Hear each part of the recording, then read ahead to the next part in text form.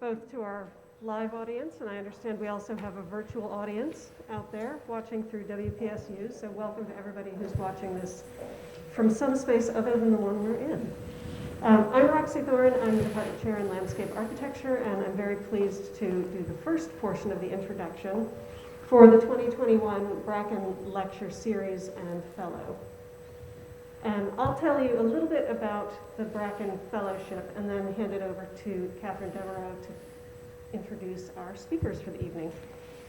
The Bracken Lecture Series is an annual lecture series made possible by the generous gift of Dr. John R. Bracken, head of Penn State Landscape Architecture from the 1920s to the 1950s. The series began in 1982, bringing exciting professionals to our department each year to enrich the experience of our students. The Bracken Committee solicits ideas for participants in the Bracken series from both students and faculty. Among our Bracken speakers each year is the Bracken Fellow, or in this case, the Bracken Fellows, chosen as an individual of particularly high renown. Bracken Fellowship is the highest honor our department bestows, and it comes with the gift of the Bracken Medal, designed by internationally renowned metal sculptor and Penn State professor John Cook. And I told Diane that they're out being engraved. So what I'm handing is a sort of substitute for the evening. I need to pick these up. The face of the medal depicts the corona of the mountain laurel, the Pennsylvania state flower. The obverse side shows the demigoddess Daphne, her head surrounded by laurel leaves. As the legend goes, Daphne was terrified by Apollo's amorous pursuit and begged her father, the god Peneus, to protect her. To do that, her father turned her into the laurel tree. So, I'm very pleased to have, as this year's Bracken Fellows, Diane Jones-Allen and Austin Allen. And with these medals, or the ones we'll send you, Thank you.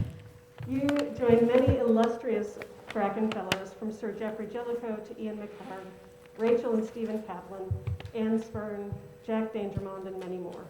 Thank you so much for giving us the opportunity to present this honor to you. Thank you.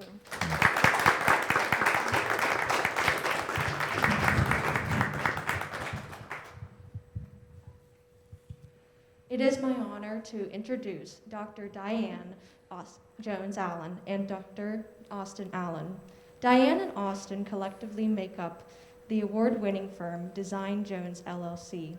Based in New Orleans, Design Jones focuses on environmental justice and racial equity, using landscape architecture to improve the lives of those living in historically underserved neighborhoods. Their firm has led numerous projects that enrich the cultural and ecological vitality of cities and regions among the southern coast of the United States and Haiti.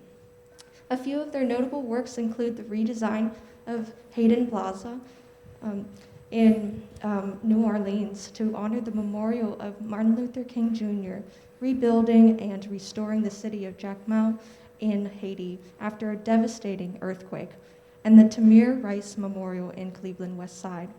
While their collective efforts have changed the faces of and within landscape architecture, individually they are just as impressive. In addition to her work practice, Diane is the professor of landscape architecture at the University of Texas, Arlington. Before that, she taught at Morgan State University. A respected author, Diane penned Lost in the Transit Desert, Race, Transit, Access, and Suburban Form, and is the co-editor of Design as Democracy, Techniques for Collective Creativity. She is part of the cross-disciplinary team that won the 2020 Skidmore, Owings, and Merle Foundation Research Prize, which focused on examining social justice in urban context, and was a participant in the 2017 ASLA Blue Ribbon Panel on Climate Change.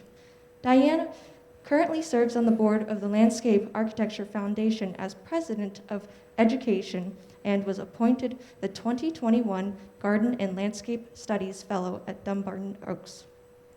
Diane received her undergraduate in painting from Washington University of St. Louis and her MLA at the University of California, Berkeley, and a doctorate of engineering in transportation engineering at Morgan State. Austin's background in both landscape architecture and documentary film reflects his dedication and approaches to problem solving and recovery projects in urban environments. Austin is an associate professor of practice in the School of Architecture at the University of Texas, Arlington, where he currently serves as the interim director of Landscape Architecture Department. In the past, Allen was the inaugural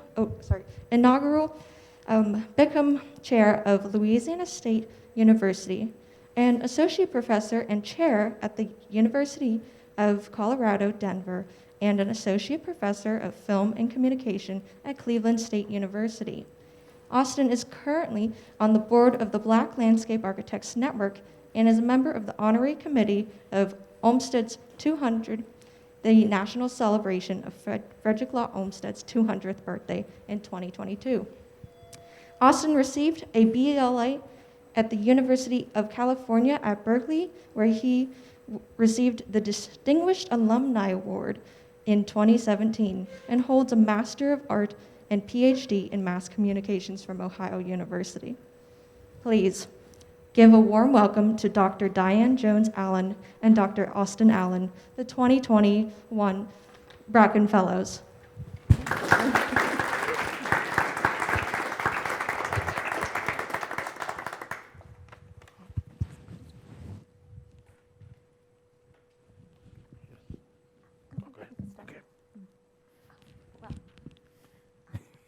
So Austin is going to start, but I just want to say, you forgot one of the things that I am, and that is, I am on the advisory board of this college, so that's one of my big honors to be on your advisory board, so thank you.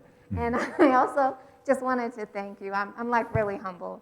When we got the notice, we just were like, we couldn't believe it, so thank you for thinking of us.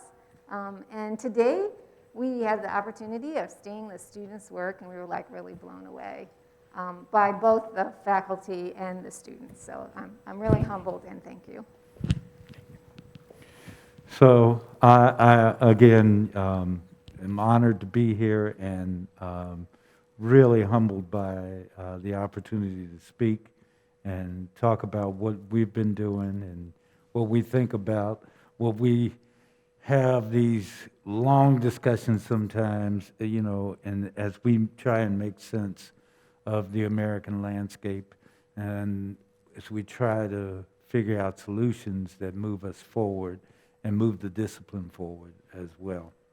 And so we really came to this presentation because we got to thinking about the ideal of how we have come to understand water over the years and the deep meanings that water has had for us and how it has impacted our work.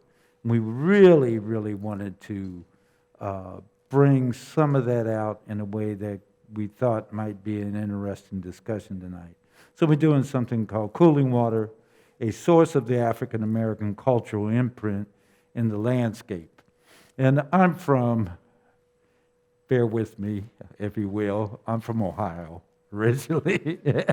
And I know, I've known Penn State all my life, okay, so in that way, and I really appreciate, the landscapes around here and appreciate the importance that water has played over the years in both places, and love to have that conversation. What you see here, of course, is the Trinity River in Texas, where we are these days. And it is one of the most important, if not the most important, water source in North Texas, the area where we are around the Dallas-Fort Worth Metroplex. So, start with Reclaiming Black Settlements, a design playbook for historic communities in the shadow of sprawl. This was an ideal that began with a set of conversations with the three of us, Dr. Catherine Holliday, Diane, and myself, began to talk about particularly a community that drove us in that direction, Joppy or Joppa. It's called both things. And it's a small community outside of the main part of Dallas, but part of Dallas now. And it goes way back as a historic black settlement. We'd been doing work there, and we saw an opportunity to write about it, to do something more, to offer something more to the neighborhoods around it. And so we wanted to do something because there were so many historic black settlements along the Trinity River. And historic black settlements are subjected to environmental and industrial hazards, brownfield developments that jeopardize their health and survival. These settlements developed in floodplains or bottoms along rivers and creeks in throwaway land deemed uninhabitable by white city planners at the time. Desirable property today as riverfronts are used for recreational waterfront trail and walkway systems, and these long-standing communities face new development challenges in the context of urban sprawl. So we wanted to do something to really begin to capture the moment and be able to feed back solutions. What you see on those photographs were from the studio this summer, led by Diane, that actually began to look at specific black settlements along there. These are called Friedman's towns, and they're called Friedman's towns because they came right after the Civil War. They came in those years following the Civil War. Joppy, for instance, was founded in 1872, and 1865, of course, is when Texas, people of African American descent really began to celebrate the end of slavery with what we have now made a national holiday, Juneteenth. That's where it came from. And these settlements along there were some of the first places where the celebration happened, because it was the first places that people could walk off the plantation and actually have a way of life that was productive. How to promote new development that serves community residents was part of what we were after here. Respect descendants of community founders and give control over design and decision-making to grassroots organizations. We also wanted to find ways for utilizing environmental justice, historic preservation, and economic development to shape the future of historic black settlements for an equitable future. And here's the important thing that I think you have to hear in these settlements, these Friedman towns, is that they didn't just play a role for the African Americans who came to them. They played a role in shaping the industries that would happen. Dallas had a tremendous leap forward because of Joppy, and that's often seen in reverse and not understood, that Joppy was the place that you could cross the Trinity River at the time. And the person who did it was a former slave, Hines, who during the Civil War actually was allowed to operate the ferry that took you across. And he did it so well that at the end of the Civil War, his former slave master gave him, the paperwork's there indeed, the company, and said, you run it. And it did become the place the railroad crossed, and later Dallas, as we see the formation of it happen. So there's something more than just a slight moment there. Connecting with black settlements along the Trinity River was the important part that we we're going to do during that summer. So we develop a project that maps the commonalities, focuses on Jopley because we knew more about that particular one, develop best practices for negotiating complex regulatory policies, techniques, and strategies transferable to other communities. And most importantly, focus on grassroots storytelling and capacity building, centering the voice of Black communities in design, decision-making process in a complex and fragmented policy landscape. And that's what we saw happening. So, we knew there were many Friedman towns. Some had disappeared, but we started to talk about it in a way that there were places we could pick up resources in Fort Worth, which is on the western edge of the Metroplex, Dallas-Fort Worth Metroplex. And so then the communities we focused on were Garden of Eden, Mosher Valley, Bear Creek, The Bottom, and Jopley, which is off the map to the right. But we also stopped at a place called Bonton Farms. If you are ever there, you would want to see that. So those were the 5 Friedman towns that we said we would work with students and we would go to these places, get what we could in terms of information. And if I go back, you can see these kinds of mappings, these kinds of exercises happened with people on location and in deep discussions with us. So it was an 11-week studio. That's the 3 of us, and of course this was taken around the holidays, and that was Shalandria, who is president of the Neighborhood Association. In back of her is we called it the Jopley Lakes at Honey Springs Branch, which is an intersection between Spring and the Trinity River.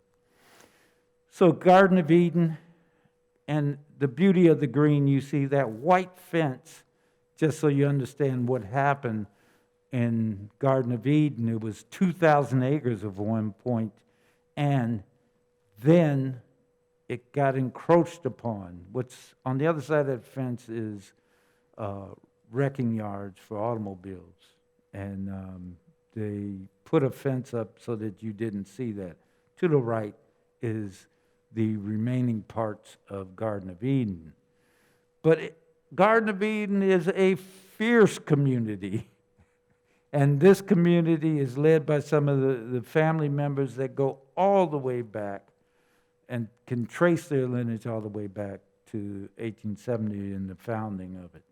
And you'll see that in each case. Mosher Valley, similar situation where people could talk about a park unfinished by the city of Fort Worth now, and the results of that, as the community has dwindled because of encroachment in a lot of ways and gentrification around it. Give us a little bit of background on this. This particular, the reason it's like that, this is like looking out the window of the school, and they were going to put like some type of glass in there.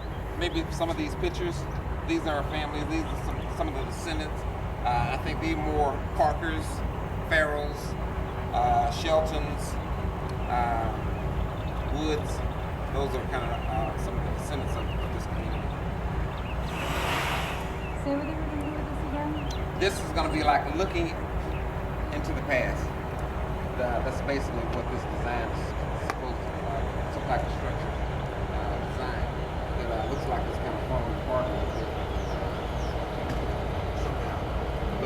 But this was kind of what they tried to make this, since the school was located right in this area on this particular concrete slab, they were using this as basically looking out to what the school looked like or some of the history of this community. So the Mosher Valley story is one of incomplete things happening, and just like we see in that sculpture, this possibilities of what can happen and what has not happened become a key part of it. Bear Creek is another one, and very quickly with that one, I don't know if we... Yeah, everybody says it was very rural. Yeah. You know, even right up till the time Irving got hit in '69. When my mother was in Irving, she actually did attend the school, but she was bused to Grand Prairie to Dower School. For high school. Yeah, her and her brothers, they had to go to Grand Prairie and Dower. And if not, a lot of my family are from Eagle Ford.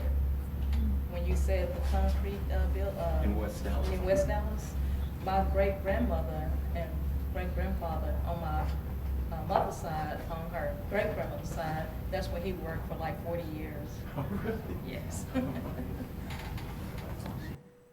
So the problem here, thousands of acres narrowed down now to just a memorial block with museums that explain this situation.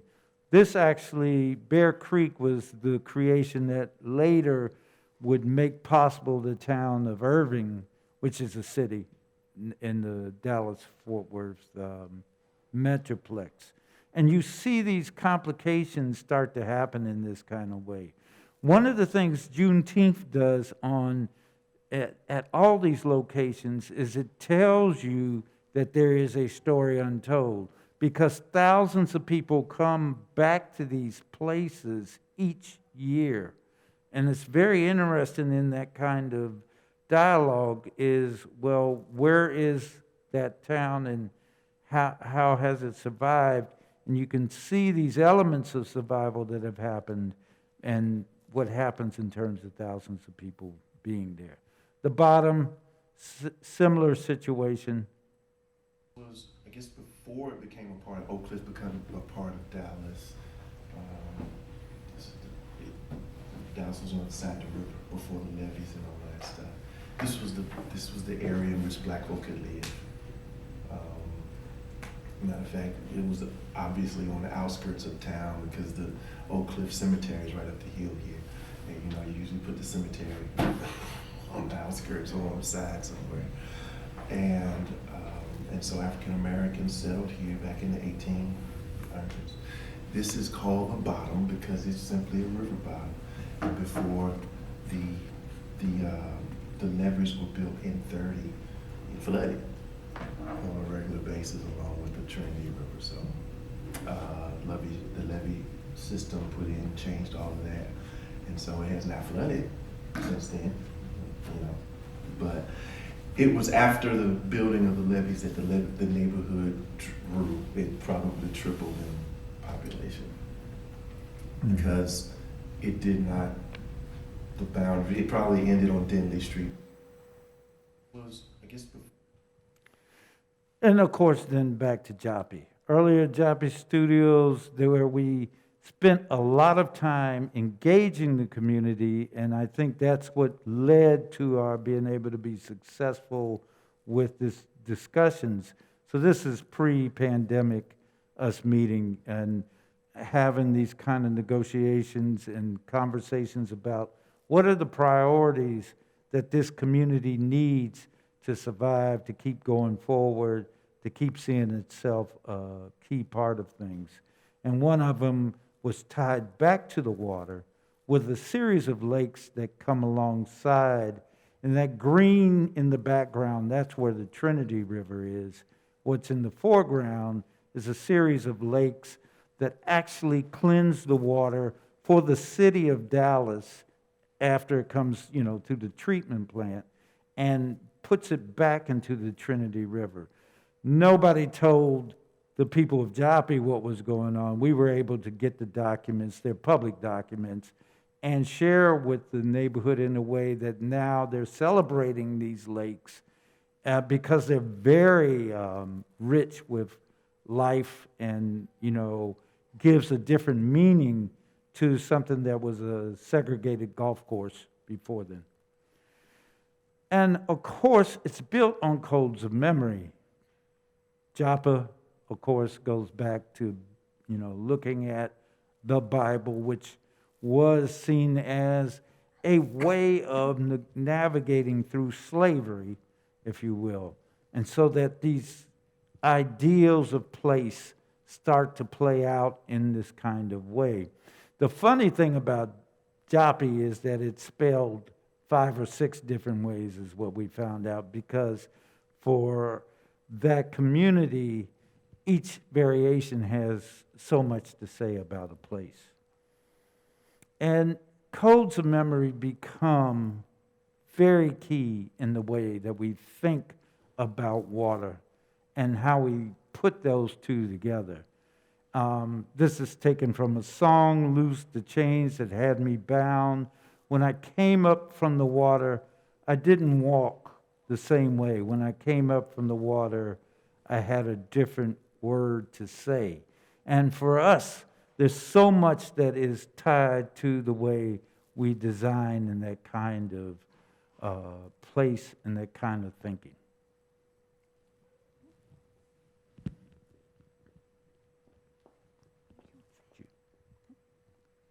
So the next project that we're going to talk about is Hayden Plaza, or Dr. Martin Luther King Memorial Walk.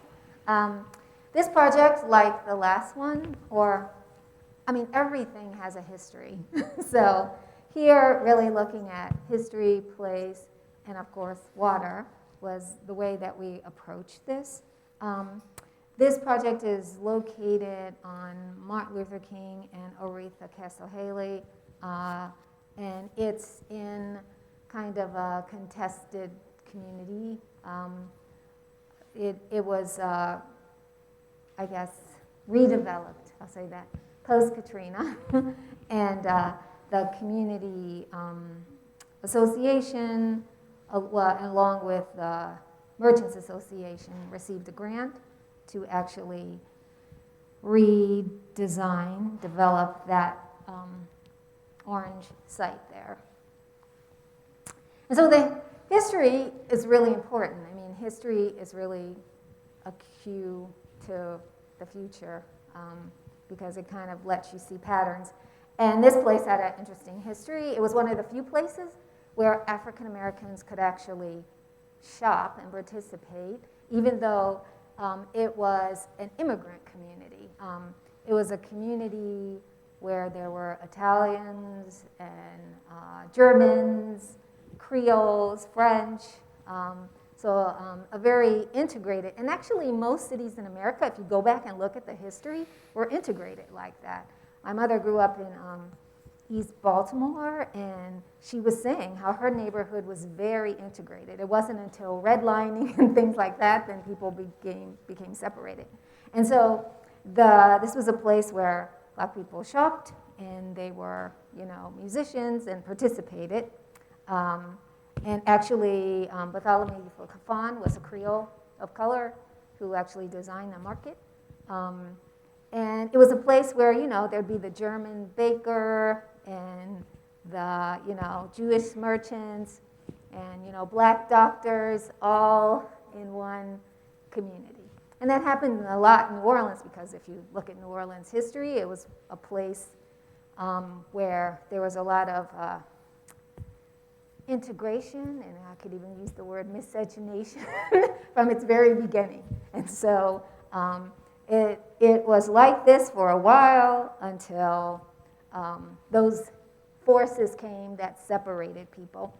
And the person that's on the left is Aretha Castle Haley, who started the Student Nonviolent Coalition in New Orleans. And because that neighborhood became separated, segregated, declined, and she kind of fought to try to bring it back. The guy in the middle is Frank Hayden, who was a sculptor, internationally known sculptor, who designed the sculpture that's on the site now.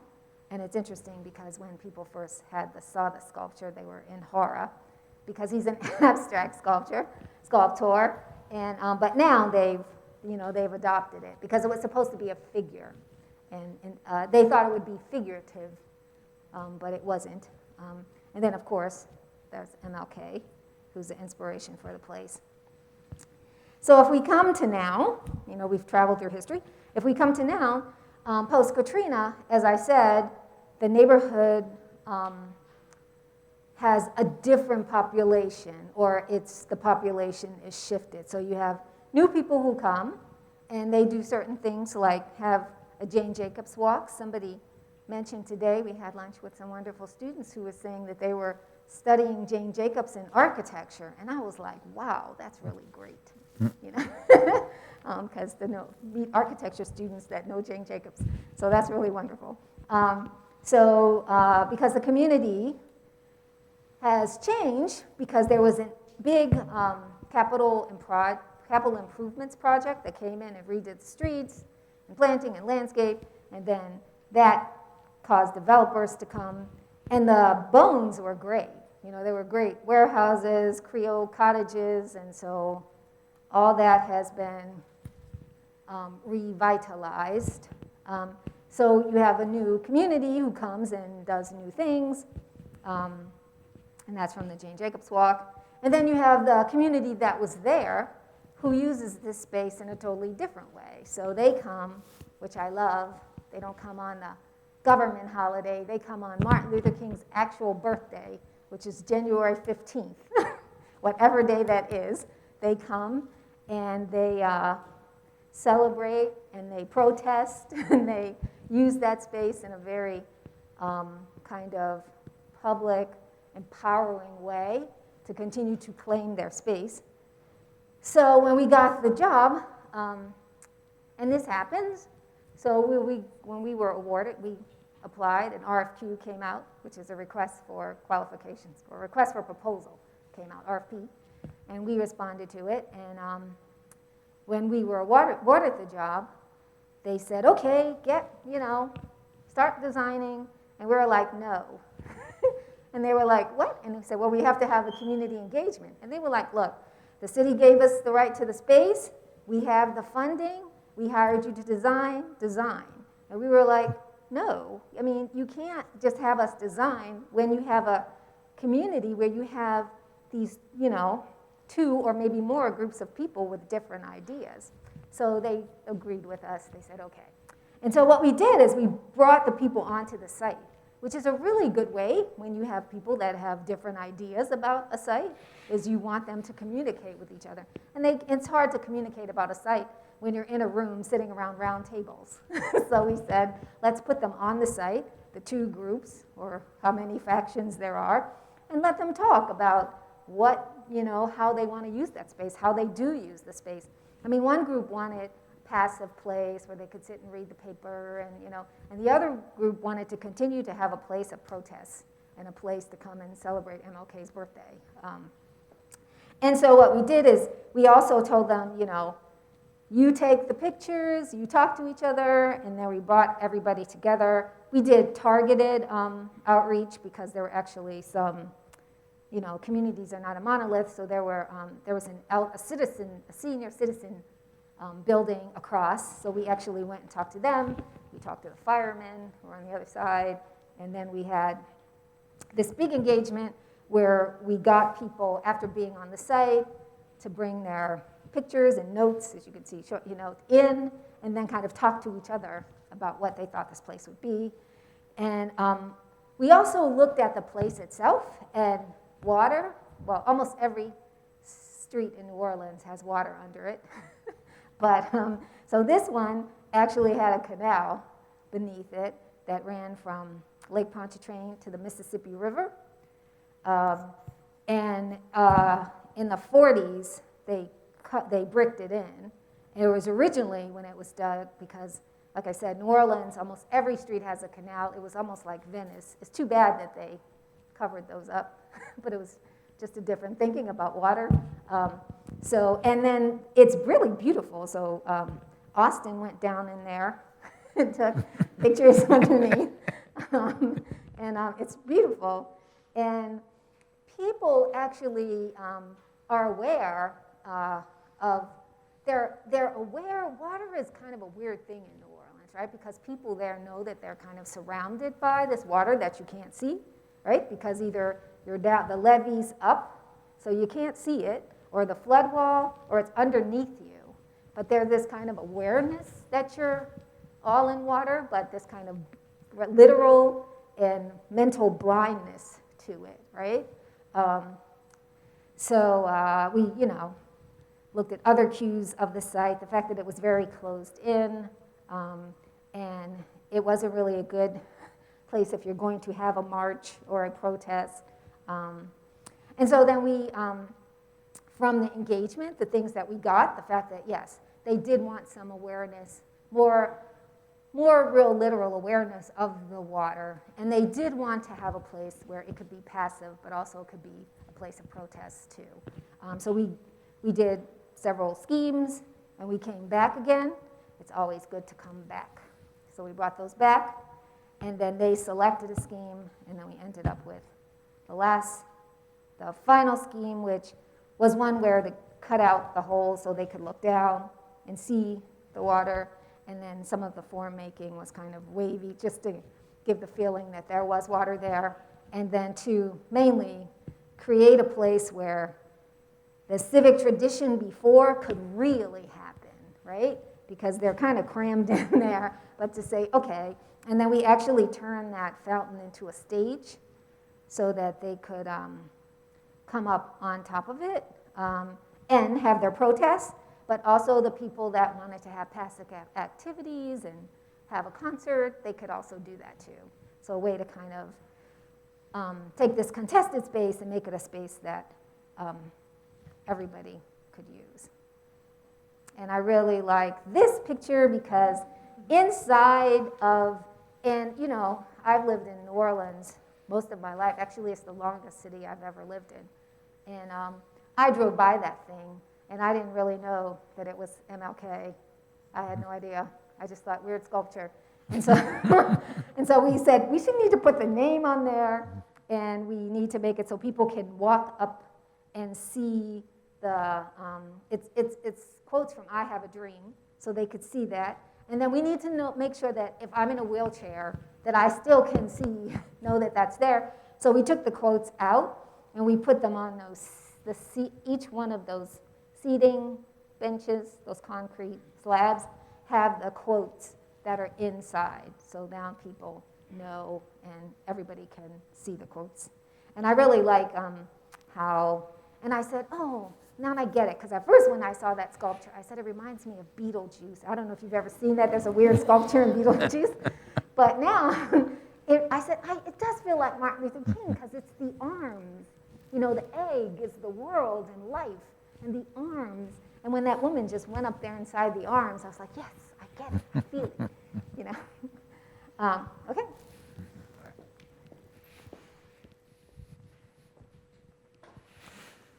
Another New Orleans project that we have been involved in on and off since 2012 is this area around the bridge in New Orleans. And the bridge is along Claiborne Avenue, which was the longest span of live oak trees in North America at one point.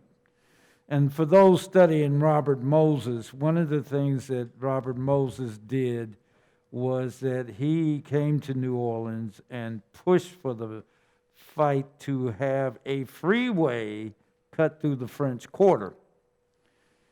That fight he lost, but in a quick diversion, the project was moved to Claiborne, which was the center of the African American commerce and gathering space along these live oaks in what was called the neutral ground. Neutral ground is the median as in other cities, but there the neutral ground has particular meaning of bringing together two neighborhoods from both sides. And in this case, this goes through the community of Treme.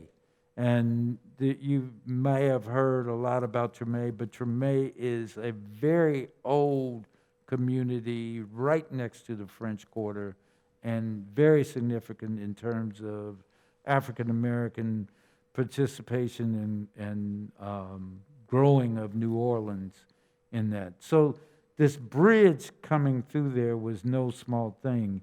It had devastating impact, as you can imagine, freeways had on neighborhoods when they were built, and this was built in the late 60s.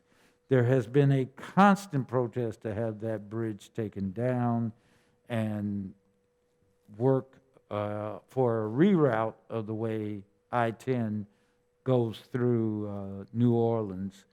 And what has been interesting in that is that there were cultural imprints that began to happen under the bridge. And 50 years, people decided, we will own this. And so what's interesting in the dialogue is that it's not a monolith of everybody now saying the bridge should come down.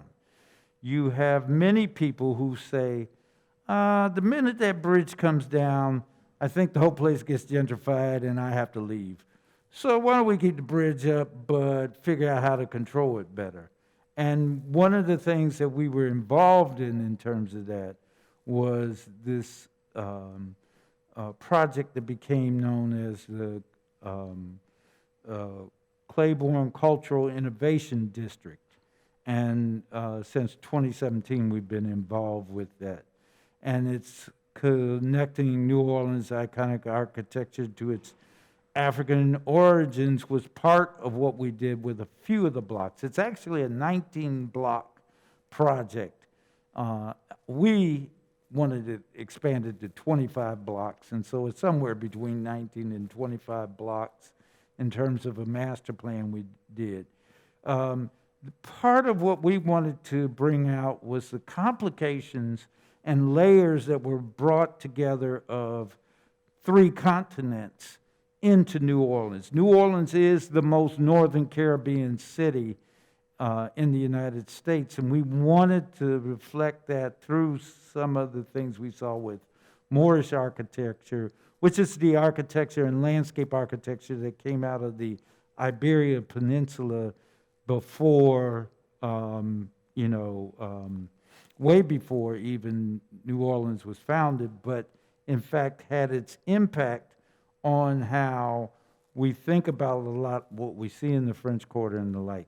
We said, look, let's take some of the blocks and begin to think about tying that together with this kind of influence and connecting green infrastructure and recreation and marketplaces to this whole thing that was happening. One of the things you'll know in New Orleans right now is something called the Lafitte Greenway, which takes a waterway that was the canal that led to Bayou St. John and now makes it a major recreation and bike pathway into the main heart of New Orleans. Connecting youth and entrepreneurs to resources, education, and market was part of it. And there's a section we call Tambourine and Fan. In the end, the 19 blocks are split into 4 conceptual zones: Garden of the Moors, Back of Town Plaza, Tambourine and Fan, and Spirit Circle. And it's right in the heart. And we have this opportunity to do a demonstration project we're in the middle of now in the Back of Town Plaza area, where we're attempting to build some of the things under the freeway, if you will, under the bridge, that in fact give a richness to that neutral ground space that is heavily used, as you saw in this picture here, in terms of that's all under the bridge and happens all the time in terms of things. So, the basin and the street turnaround connecting Bayou St. John and Lake Pontchartrain for us was that major way we began to see with the water underneath, because Bayou St. John is why there is a New Orleans. That was the way you got from Lake Pontchartrain over to what would become New Orleans and back and forth in terms of trade. And so we saw it as a great way to look at water storage and to celebrate culture. And that's some of the moves that we began to make there. And we began to make other moves in back of town with the marketplace ideals, with recreation, with a series of things that could happen at an intersection of both the Lafitte Greenway, where the canal actually is underground, and where a lot of culture happens at the Orleans Basin Street connection to Claiborne. And when it goes on, you get deeper and deeper into the music and the culture as you go further east into the tambourine and fan, and we wanted to make sure that we had that kind of representation. And of course, we're working with other firms on this as well. Some of that was with Meyer Engineers. Some of these imagery happened with Brian Lee in his involvement, and later we were able to come together with the whole Claiborne Cultural Innovation District and do what we did. This is showing the master plan under the bridge so that people could participate, and giving people, we did temporary events that gave people the opportunity to see what could happen, the possibility of it, the interactions that might be possible in this. The key thing we saw in this was that we could begin to empower people more to make decisions, what would come down, what would stay in terms of the freeway, how it would connect to water, how we could handle stormwater better in terms of New Orleans, and make sense of a New Orleans as we move forward.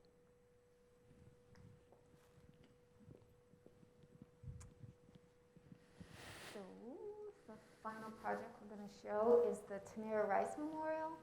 So we got contacted by a firm in Cleveland called Maroon Landscape Architects, who were contacted by the Tamira Rice Foundation to design the memorial. And they called us because they felt like that we would have, I guess, a better connection to what kind of happened there. So we were quite honored, and I flew to Cleveland and I met Miss Rice. And I mean, that was, I don't know, it was somewhat life-changing, and then I talked to her, you know, about what happened to her son and about her vision for this site. So this is the site, which is kind of surprised me when I went there, because I had seen the clip, I had heard the video. I mean, that this incident was everywhere in the world. I'm sure you know about it. And when you see the clip, you just see a little bit. So it just shocked me when I went there that it was a place of life, that there were kids everywhere. Actually, his sister was there when he got shot. There were kids everywhere. It was a snowy winter day when it happened. And as you could see, there's a playground right where it happened. So if you see the woman on the top, she is walking where the shelter was. So he was underneath that shelter, right next to the playground, next to the ball field, next to the community center, and the middle school, as you could see in the back. So there were kids everywhere. It was a place where he should have been. So that really kind of took me back. The shelter was removed because, of course, Miss Rice was devastated when this happened, and she didn't want to go by there and see that shelter. So she had it removed. But then after some time, she realized, I want people, not after some time, immediately, she didn't want people to forget about what happened, right? But she realized that, the space, the place where it happened, that's where I can get people to remember that it happened. So she had already had the shelter taken down, and right now it's in Chicago as a memorial. So that's when she decided, I want to come back and have a memorial on this site. And when I first talked to her, her idea was she had been to the lynching memorial in Alabama, in Montgomery, and I'm sure you all have seen that. It's very powerful. Well, they gave her, Mass Design did that. They gave her copyright to actually make one of those hanging pieces. And that's when I met her. She showed it to me. She had the copyright, and she wanted to put it on the site. But when I went to the site, I said, no, we can't do, that. And it was because to her, it was a modern day lynching. And so I told her that, yes, it was. And we need to, and that needs to be part of the memorial, that feeling of this devastating thing. But we also have to think about your son and that he was there with kids and he had a right to be there. So, I was really lucky because she basically said, I trust you, we won't do that. Show me what you want to do. And so I was really fortunate because, this is like a really personal thing. It's an interesting project because it's personal, but it's on public land. So we had to go before the Historic Preservation District. We had to go before the city. We had to get what they call an encroachment permit to have, to be on city land. And once we presented we were really lucky because when we presented it, they all were behind what we did. At first, there was some tension because I think they thought she was going to do this lynching thing. But when they saw, they agreed. So I was moved by the fact that he was supposed to be there. It's a snowy day, snow day off, right? So this place of life becomes a place of death. And there's snow on the ground. And I thought about that, and I thought about the fact that, he was life. He was like a butterfly, but young black men get put in a box, right? They get put in a box literally too much often, but they get put in a box when they're just walking down the street, right? Like him. He got put in a box instantly. Young man with gun. You're not going to say, young man with toy gun who's supposed to be playing in the park, young man with gun, you put him in a box. So I had this image of this box and butterfly. And also the fact when I saw that photograph of the water, and of how we can take, this place of life that turned into a place of death and turn it back to a place of life. So the idea was to connect this butterfly garden where that area was where his sister was thrown down by the cops. She ended up being handcuffed and watching her brother die, so that's that butterfly site. And then making this basically a grave and then connecting them through, green infrastructure, a dry creek where water would run off the stone and then basically feed and keep the butterfly garden alive. And, the cross there is kind of like, the act of the lynching, right? So you go from butterfly to kind of life to the box. And like I said, he was a butterfly put into a box, or he is put into a box when he was alive, and now he's free somewhere being a butterfly. Those are kind of like the materials, the rain garden or the dry creek. We use what you call prairie film to hold the stones together so, people couldn't throw the rocks around. But the water will infiltrate. And the elevation, the section doesn't show it enough, but we changed the grade so that the tomb area is higher and the water can run off and run down. And that's the perspective. So right now, it's finally in construction. The contractor was just paid his half to start. It's been a long journey. And hopefully without, I guess maybe by December or January, it should be open, finished. Is that all right? Lee Williams, y'all. Sleepless night with so much pain.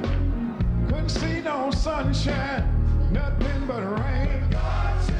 We've been made endure for a night, but in the morning it will be all right. Oh, what a relief it was when God rescued me. Loosed the chain that had me bound, and He set me free. Felt like cool in the water, cool in the water. Felt like cool in the water, cool in the water, cool in the water, cool in the water. And it reminded me of another water. I'm reminded of another water. When they took me down in the water. So when I came up from that water, I didn't walk the same way. When I came out from that water, I had a different word to say. When I came up from that water, I didn't want to just leave. I wanted something that I could give. How about you today? Deliverance in that water. Anybody been down? Anybody been down? Anybody been down? Anybody been down? Anybody been deep down in that water?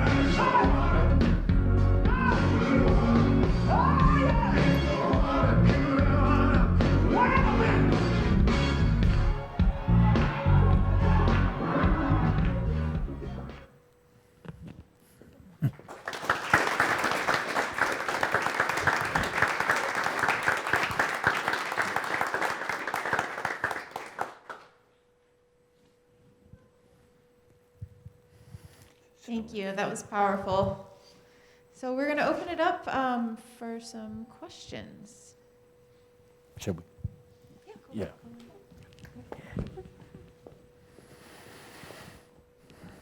Very good.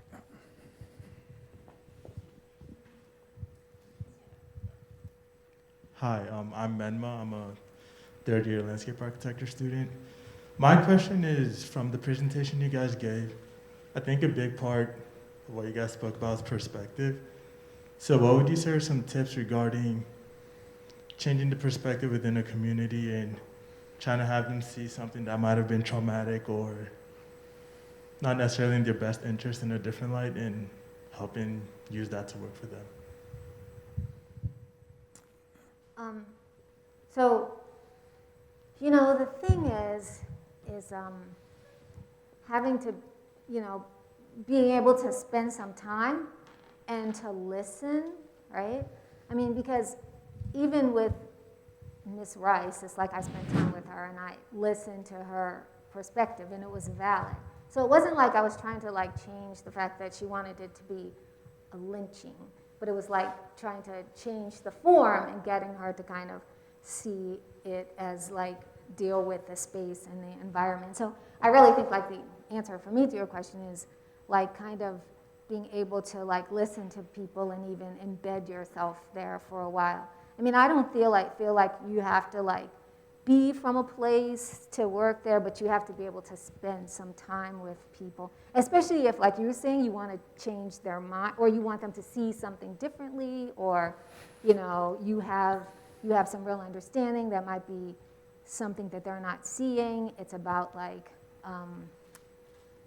spending time with them and listening and understanding so that you can, through the way they see things, you can get them to see this thing that you're trying to get them, to do. because of course you're trying to do something good.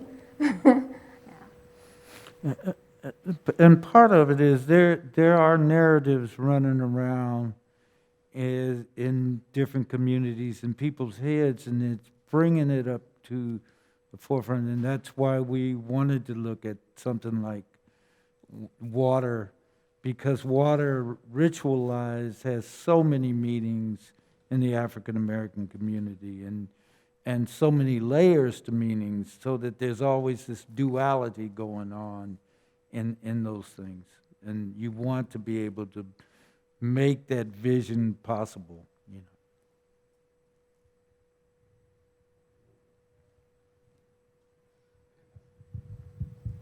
know. I just had a little follow-up to that question. I like the through line of water in this presentation, and I wonder if a big part of that is that when you design a space with water, it needs to be paid attention to more than a static space. It requires a lot of maintenance. It requires ongoing maintenance and attention through its life. And I wonder if you think of that as a way of building in a kind of investment that might not otherwise be there. Yeah, I mean, because in a situation like that, like something that's going to need attention for a long time is a way to make stewards, finding ways that you can get the community to be the ones that want to, you know, take care of it and protect it. Yeah, when you have water or things that have water, you know, they do need attention. And so if you kind of can use it in a way that relates to them, then, you know, they're a part of why, you know, it's being designed or happening that way, then you're able to make stewards, you know. And even if they're not, like if the city is supposed to be the one that's going to take care of it, if the community, you know, is really a part of it, they will call up their councilman and say, X is not, you know, they will make sure it gets taken care of. But if they weren't a part of it, then the fountain's off. They don't really care, right? They didn't want the fountain there anyway, or you didn't tell them about it, or, you know, or they don't know what that pond is. You know, you did some wonderful retention pond, and you didn't talk to them. Yes. So, you know, it's clogged and not doing its thing. They don't care. But if they were a part of it and they see things aren't working, they'll call the city and say, X is not happening to my pond. Yeah. It's one of the things that happened on Hayden Plaza was that, you know, the pond or the fountain that was originally designed, because the connection had not been thoroughly put in place, you know, it ended up being turned off, even though people really adopted the sculpture, and that neighborhood is called the Abstract. So, you know, they adapted that, but there was no real full interpretation of that. And that's one thing we noticed, is that they would step in that, it was turned off, right? So they would step in it and put wreaths and flowers up in the sculpture's arms, right? Yeah. Or the abstract's arms. They would put flowers and things up in there. And so we realized that they're not using that as water. Yes. They're not using it. They're using it as a step to get into the, you know. And I think it's because, they probably didn't have any say about whether that was there or not. Right. And unfortunately, the sculptor, you know, he passed away way early, so there was nobody to keep that memory in that kind of way.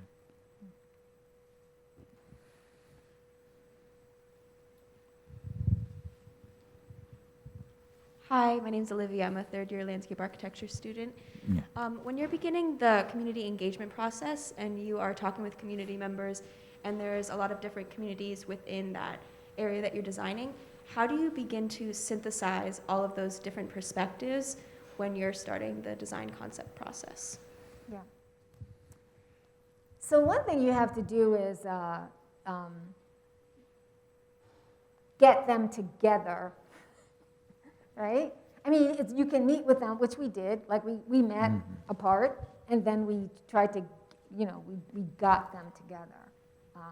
And so if you can get them together, then they can kind of talk things out, and then it makes your synthesis easy, right? Because out of their getting together, some big things that they have consensus about come out of that, right? Mhm. It's not like you're trying to say, well, I need to take some of what this one's want and some of, you get them together and then you see the commonalities, and then those are the things you can say, okay, these are the, the program ideas or the goals or the things that they really share. And this is what we're going to kind of focus this space around, because here we have the commonalities there. One of the things too, and that is, and I think that we love, is to encourage the whole spectrum of opinions to come to the table, so that I remember one of the projects we didn't talk about here, and there was a whole set of people that the client was like, beware of them coming to the table, and we're like, no, they're going to be there, and they were, and it made for lively conversations, believe me. It made for, that kind of energy, but it's what was needed to get to the resolution. Had they been outside the circle, we'd have probably been in the newspaper every day, and as opposed to resolving, So Austin actually was a lot more cleverer than he's kind. So, for instance, we've been on projects where, like Claiborne, early. Yeah, the early one. Where people have come in and just broke up the community engagement. They just came in and said, you didn't talk to us, what are you doing? And just like broke the whole, and that, when that happened, we were a sub-consultant, right? Yeah, it was. So, and we tried to tell them, but they just, I've seen that happen, where people have come and just said, we ain't having it, and just blow the whole thing up, right? So on this project, where we knew there were people, you're talking about Charity Hospital, yeah. that were going to blow the whole thing up, because this project is Charity Hospital, which was the hospital that really cared for the gunshot wounds, people who didn't have insurance. Katrina came, and there was no damage done to that hospital. No. But there was a plan after Katrina Of what to do. take the city back and do other things. So that was part of it, to get rid of that hospital, to do development. So luckily, so there was a development plan, but luckily this, the city, funded by a nonprofit, said, we got to have some engagement, right? So they hired us to do that part. And yes, they were like, well, don't talk, what are you going to do? They're going to come and blow it up. Make sure we keep them out. Don't talk to them. Don't do, And it could have been blown up because, that was a place where that hospital didn't have to be closed. And now you're going to turn it into market rate housing and condos and shops that people can't afford to shop. And it's right in the middle of downtown. So the engagement was going to be blown up. So in that case, what you do is Austin said, we are going to, it wasn't like he's saying, oh, we just opened it up for him. We put those people on the engagement team. We paid them. We made them consultants. Yes. Those people that were going to blow it up, we said, you're going to be on the team. We told we told the client, you are going to pay them. They're going to help us run the engagement. And it did not blow up because they were running things. And actually, they began to come around. Yeah. They liked the project now, Yes. because they were really a part of it. Yes. And the thing about paying communities, I'm right now putting together a grant with a bunch of people. And, we're going to have community consultants. And my first thing was, unless the community groups get a piece of the money out of this grant, I'm not on your team. And they were like, well, I guess we could do that. Why is that important? And I said, because we come into communities, they have the answers, they pay us consultants, and I've been told that in my face. Yes. We have, not nicely, like, we're not telling you anything, we're not answering your survey, because we have the knowledge, and they're paying you, Miss Thing. And, where's my money? Because you're, and they're right? Yeah. And so, communities have knowledge, and they can be part of the team, and they should be. They should, because we're going in to find out things that they know. And the thing is, communities are getting so smart. I mean, Katrina, Yeah. post-Katrina in New Orleans, you got to know what you're doing Yeah. because they have been shredded to death. Yeah. By all kinds of universities have come in, all kinds of consultants, so they know charrettes, they know how this game works. Yeah. And so they're really savvy. But it's about respect and respecting their knowledge. Yes. And so that you don't have things blow up and that you really do get the buy-in and they feel like they're really a part of it.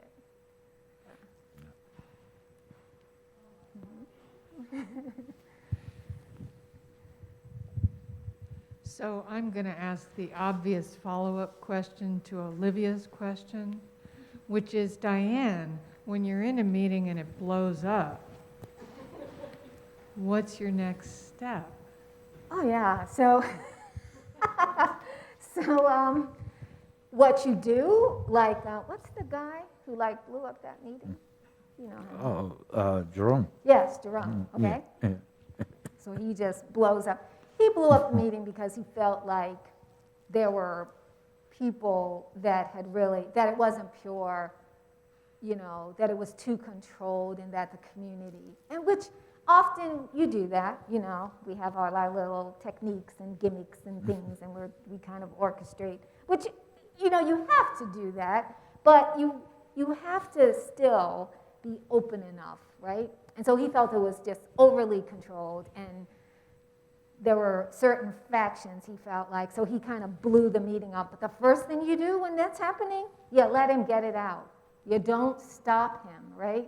You get everybody else to calm down about, he's blowing the meeting up. You know, just, you know, let him, or if it's 20 of them, let them say their piece, right? Let them get it out. I mean, I think he actually walked out. Yeah, he did. Yeah, so. But the thing was, I think he left everybody with the understanding is that he represented hundreds Yes. and hundreds of That people. If we didn't get it together, he would come back and really blow it up. Yes. So he walked out. And so we actually, you know, got to kind of talk to the group about what had happened. And then we did continue on, but to acknowledge that he wasn't, because some people wanted to paint him as just this crazy person, Right. which he wasn't. He He wasn't. explained like who he was. He did have a constituency that could come back and that, you know, maybe his behavior wasn't, but his reasoning made sense, you Yes. know. So getting everyone else to, and I guess we were lucky because he left.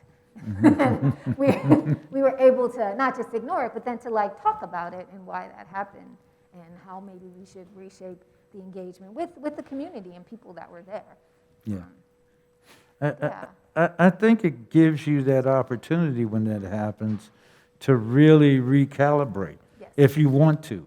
If you really, I mean, it's not the end. You know, it's not like, oh, okay, we just lost and let's go. Or, oh, he's crazy and let's just keep yeah. on what we've been doing. Yeah. That's not the right way either. Yeah, it's that opportunity to really say, how did we get into this arena? And now how can we get it back to something that, you know, is really going to push what everybody wants? And that's the hard work to me. You know. And, you know, actually, when those things happen, you know, you learn for those things. You realize, you know, the community is not a monolith. No. You know, like I said, it makes you kind of recalibrate and feel like, okay, then we didn't have enough. We didn't really, we weren't as equitable as we should have been as to who we had in the room, those kind of things. You know, it makes you like kind of recalibrate and learn, you know, so that the next time, you know, you kind of learn from those things. It's actually good in a way.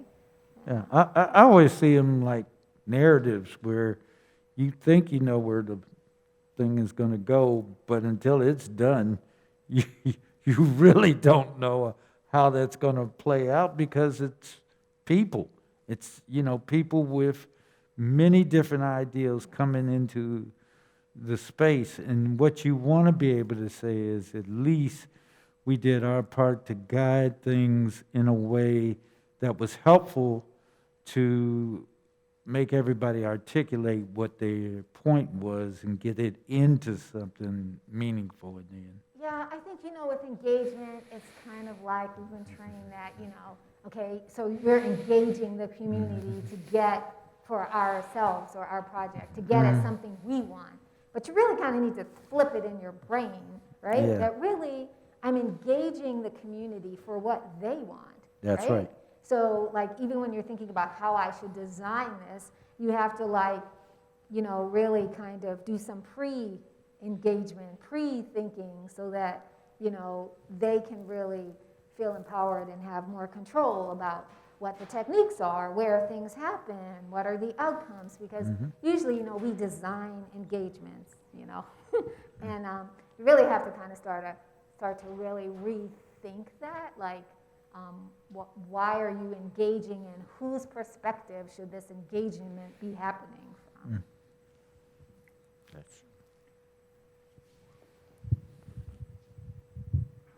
And kind of, again, following up on both of those, when you have a group, it's usually not the whole community, I imagine. That's right. And so is there a way to figure out if you have a situation where you have a very vocal but minority of like an opinion of the community? So you're not getting like a true representation, maybe necessarily. Like, are there ways to like kind of figure out if that's happening, and how do you kind of get all of the collective opinion back into the conversation? So that's a great question, because the communities are not a monolith. You are never going to get all the community in an engagement meeting. You are not. And that is why what we do, even as I showed in Hayden Plaza, and we did a lot of this in charity, you got to have more than one engagement. You just got to. I know it's easier for us to say, oh yes, the engagement will be on this day, and we're going to put out a flyer, and everybody's going to come. That is not going to happen. You'll do that, people will come, but if you really want to get those people that you're getting left out, then you're going to have to, like on charity, we got them to give us a storefront so that people who couldn't come to a meeting at night, who worked That's right. weird hours, might be off in the day, would walk by, see the storefront, and they'd come inside. We were there, 3 days a week? From 3 or 4 days, depending on when it was. 4 or something, and then the plans and things that happened at the other engagements we would have there so people could come by. We did that. We had, particular groups. Like, we went to the senior citizen building because, they couldn't come. We still had the nighttime thing for people that could do it, but we did other things. Like, we had food truck engagements, and we did on-street surveys and got on buses, and, because we realized that, everybody, the client, of course, likes you to say, yes, we will have one engagement because, that's really easy. We've checked. Yeah, that's checked.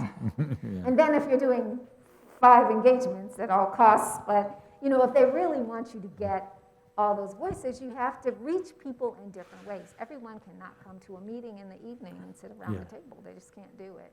And so you have to have different kinds of engagements. And you have that too. I mean, we had the big community thing where everybody came, which they didn't, so then we have those other ones. And then you kind of fold all that information together, Yeah. And there are sets of people that we know will show up for engagements because time commitments or other things allow it, and a whole sets of people who have no connection to that as a process. And I've seen where we've been looking at parks, and young people have been in the park, and a big event happened the day before with hundreds of people at the engagement. But this is a group of 30 people having their own music and barbecue. And you say, do you know about that thing that happened yesterday? And they're like, what you talking about? And it's simply because there is no connection in there in terms of that. And then if you don't realize that you are going to miss those things and act on it, then you've left them out. And they're using that space. They're absolutely using that space on a regular basis. I mean, one of the important things that we do, and we didn't really talk about it here, is, but we did it on both those projects, on Hayden and on Claiborne, is you really want to make sure you do like a community engagement report, right? Because often what happens is you do the engagement, it gets done, box checked, and the designers go design, or even if you're the same firm, you do the engagement and you say, here's the engagement was done, and then you start. The reason why you do this report, because you take that report, which has what came out of the engagement, what, are the things that the community said, what are the main goals and strategies that community want, you put that in writing. And then, you hand it to? Well, you give one to the client. But you give one or two back to the community. And the reason why you do that, because then that holds you to the fire, right?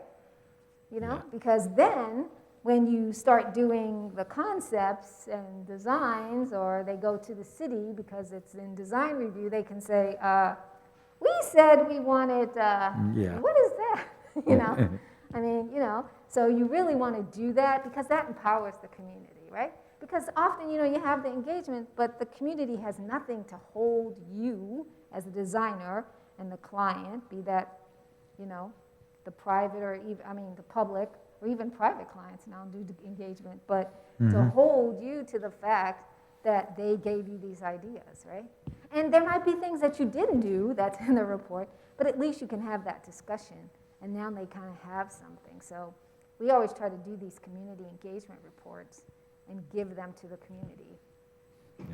So they kind of have a tool that while it's going through, concept and design development and review and permitting and all this stuff before it gets built, they have something that they can, they can hold. say, hold you to. Or at least make you talk about why it's not there. Because sometimes it's not there, and there are reasons why you can't do everything that came out of the engagement, but at least you can have that conversation with them.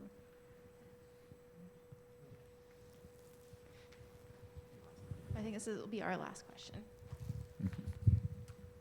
Thank you for a really wonderful talk about your professional practice, your work that's out there for the people to see.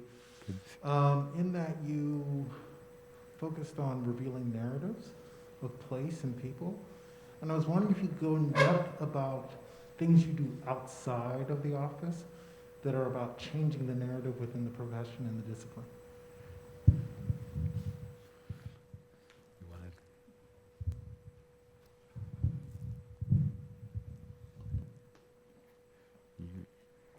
So I'll let you talk. No. Okay. Go ahead. So one of the things that we're doing outside of the office is, so before Katrina, Lord, before COVID in 2019, I went to Tanzania and with a nonprofit called Village Life, and they work in these 3 communities in the district of Sharati in Tanzania, and they focus on health and in a holistic manner. So they design clinics, and then they bring doctors and people to come there. And they did something which was really wonderful, where something called appropriate technology, where they did the plans, came there, and built part of the clinic with the people, left the brick machine, developed how the bricks would be made with the people. So they used this kind of brick that didn't have to be kiln dried. It could just dry in the sun, and it was local clay or earth, sand, and they paid for the brick machine. They left the plans, and so then the community has been building the rest of the clinic themselves. So when I came there, the community wanted a healing garden, so I want to do the same thing. So we designed the garden, and then in 2020, I was supposed to come back and work on building it, but I'm going back this summer, and so that's basically, outside of Design Jones. But those are the kind of things, like we went to Haiti several times, and it was before COVID, so before everything went crazy in Haiti. It was, I guess, up to that time, starting post-earthquake. And then Austin and I and our son, we just went there and basically lived there for a couple of weeks. Yeah. But we like to do things like that to kind of embed ourselves outside. I mean, I would say that about the lower Ninth Ward. I actually used to live in a really, I don't know, more affluent part of New Orleans. And post-Katrina, I moved into the lower Ninth Ward. And actually, so we, as part of the community, we helped write this application for RUDAT to come as part of our community. So those are the kind of things we like to do outside, because I guess we're like landscape architects, whether we're inside or outside. Yeah. Yeah. It's to be that arm that brings a lot more of the ideals of planning and design into the community arena as an empowerment tool, looking at projects that may be down the road for the neighborhood. And I know we've looked at things from the warehouse to the wetlands.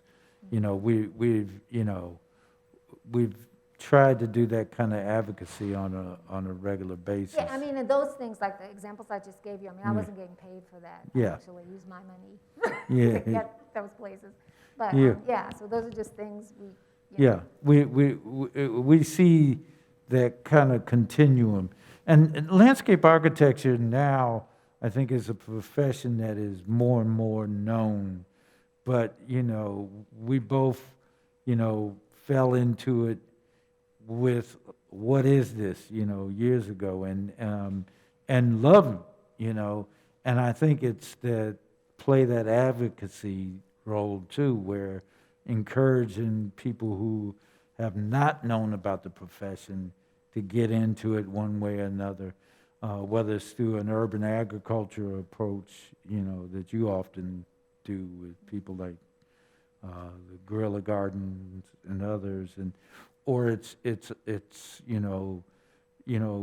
letting people know that the possibility that they could do design build very easily on projects, and I mean, if you're asking, like, what are some of the other things we do? So Austin is working on a film right now. He has a bunch in the can, but one he's actively working on right now. I'm writing a book. That's what I'm doing while I'm at Dunbar and Oaks. I'm writing a book called The Maroon Landscape, A Cultural Approach to Coastal Resiliency. So it's about maroon slaves who freed themselves, I like to say, that they emancipated themselves and they went to live in the swamps and the wetlands. And I'm trying to look at how they lived and how we could use that as a model for how we deal with coastal resiliency. I draw a lot.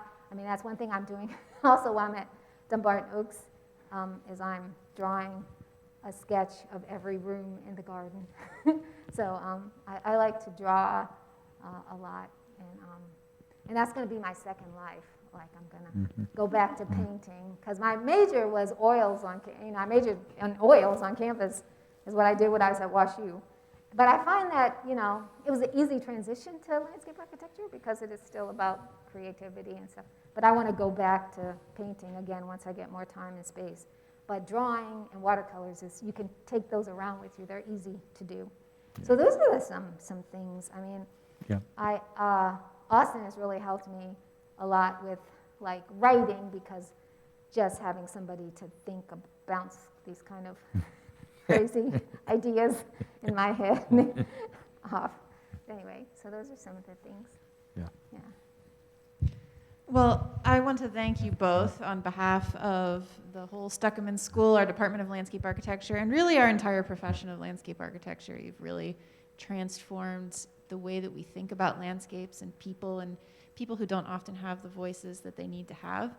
And just thank you for all of your work throughout your whole career. And we're really excited to see where you guys are headed as you move forward into all of your millions of pursuits. It seems like you're doing a million things. Like, I feel like you could talk for that question for like a long time. Maybe too long. Yeah. It's very exciting. So thank you again for speaking from your heart and sharing with us today. We're very honored to have you here. Thank you. Thank you. Thank you, guys. Thank you very much.